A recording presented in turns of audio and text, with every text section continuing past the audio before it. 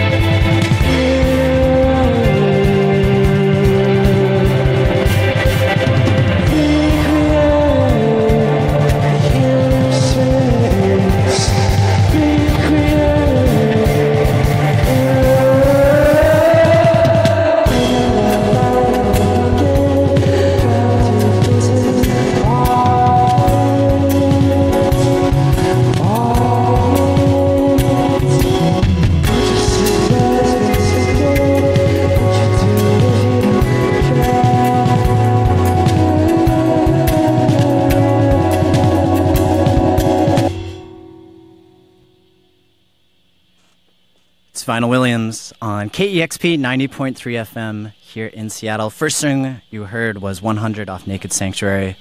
That last song, Space Age Utopia, off Into. Band's latest album dropped in July. Welcome back to Seattle.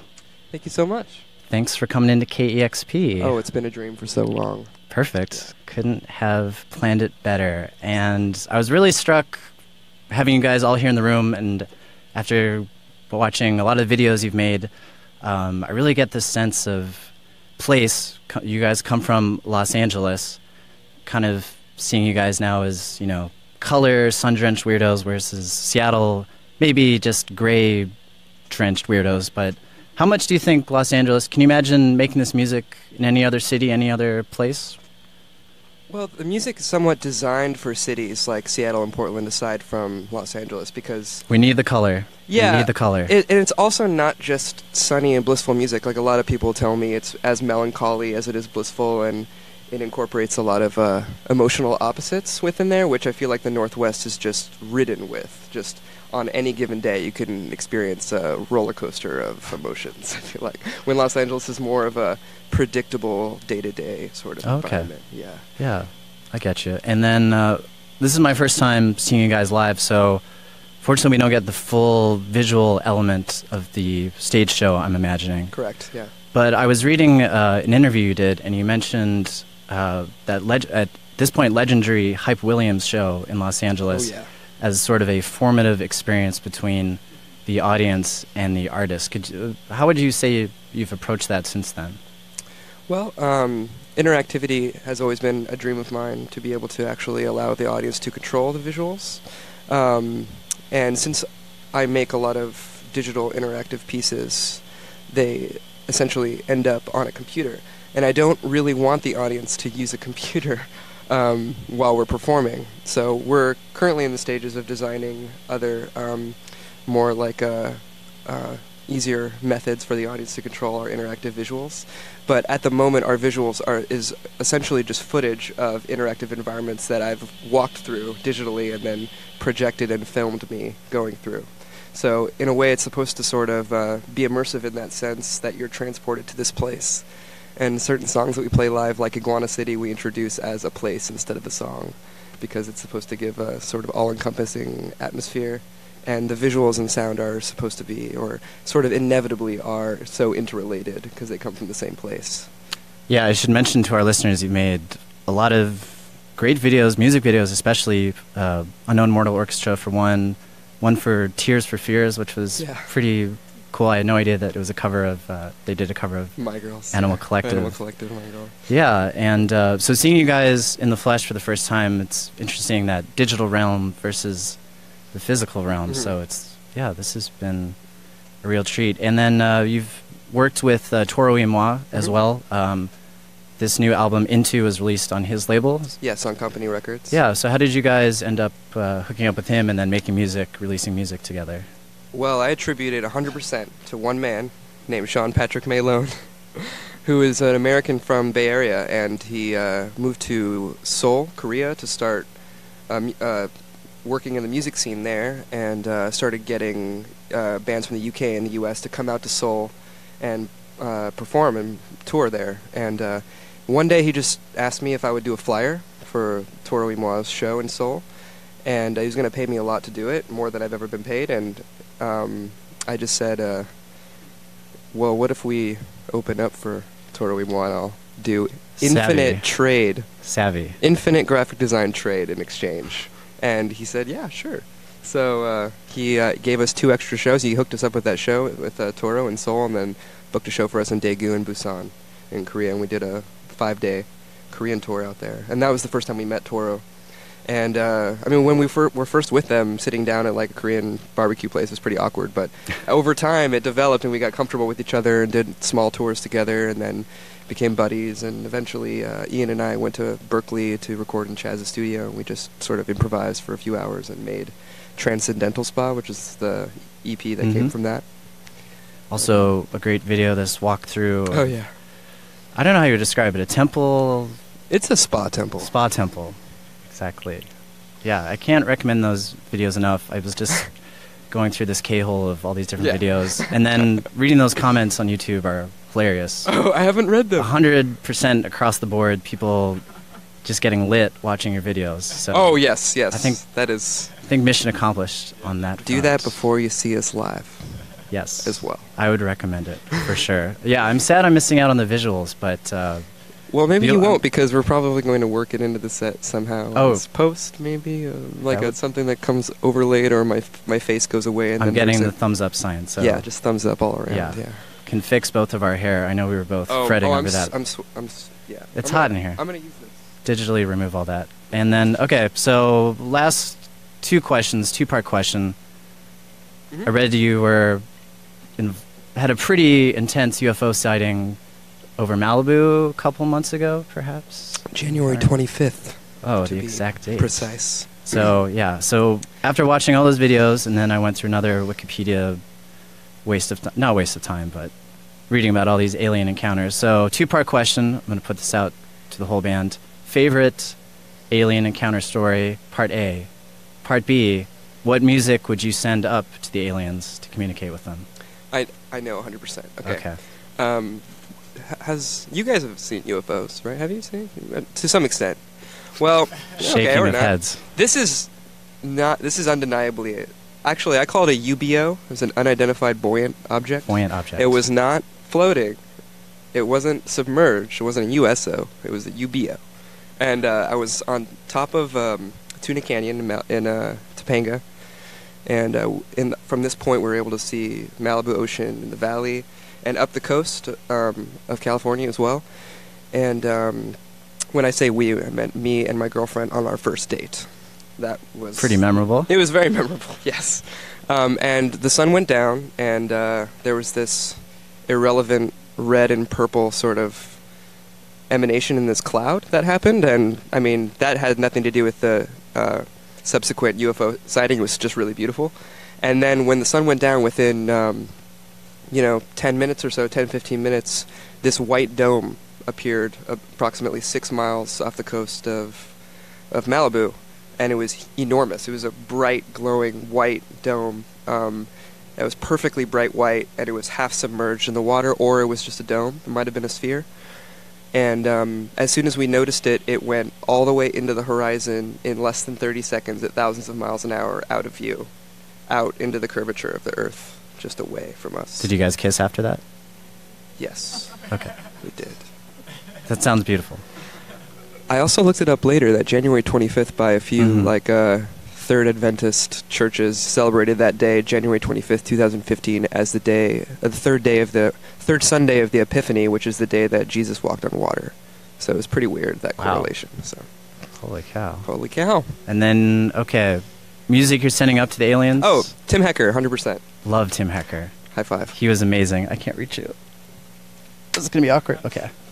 He was amazing. He just played here for Decibel Fest. It was outstanding. Oh, really? Yeah. Love him. I love him so much. It was a gorgeous performance. Rest of the band, music you're sending up into the cosmos? If you had to choose, put you on the spot. That album, The Symphony of the Planets, was actually came from the cosmos to us.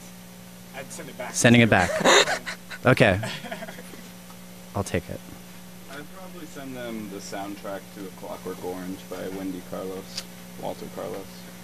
All right. Getting a good mix. Maybe some Flying Saucer Attack, but Yeah! I wouldn't want to piss them off. We don't want them to think we're making fun of them. Yeah. All right. Well, yeah. I recommend everybody pick up your new album, Into. Came out in July. It sounds great. And yeah, if you have a couple more songs, love to hear them.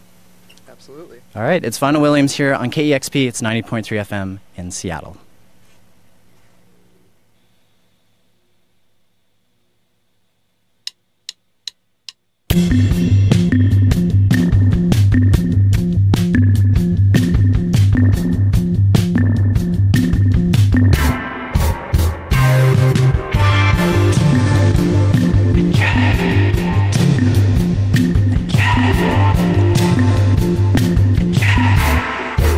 Here's what we have.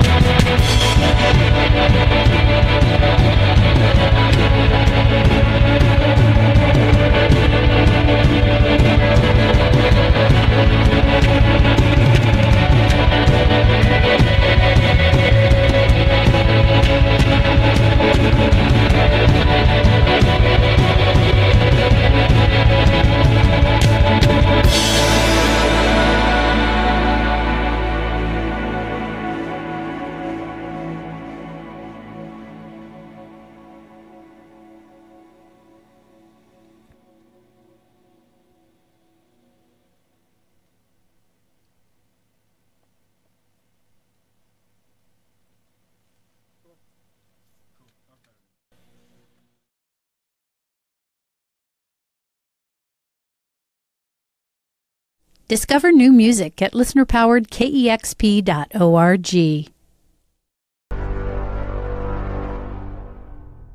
Damn, son, where'd you find this?